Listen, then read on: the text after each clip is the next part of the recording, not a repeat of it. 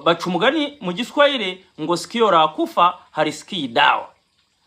Niyo wakoze nibyo ubizi ko ibyo byabaye ukaza none ukendereza muenderezo wo kwataka ikipe, muenderezo wo gukasa ikipe, muenderezo wo kugira gute ibintu byose byipuka bikasuka ikirariya, warangiza ugatangira no kwinjira mu buyobozi ugakasa nta kintu wemera na kimwe ntaki. Ibyo byose biba bikurikirana kandi nibyo wakoze birahari.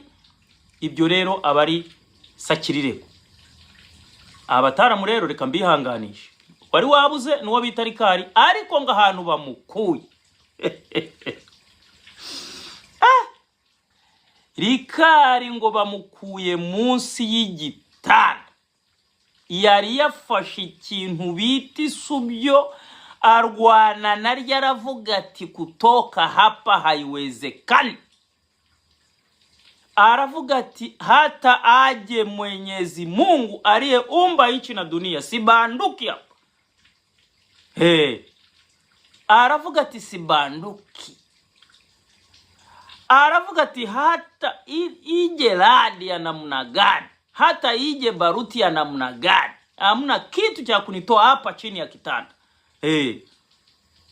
Lakini jamaa unaambiwa kwamba makomando ndio wameingia kwa matochi, piga tochi mawe 8. Wakamkuta uvunguni mwa kitanda alikuwa amekaa chonjo hivi, wakasema wewe jamani njoo. Amekuja kama mtoto mdogo mida kama ya saa moja usiku. Umutaramu nibwo bari bamucakiye baramubwira ati ngwino uje mu bandi.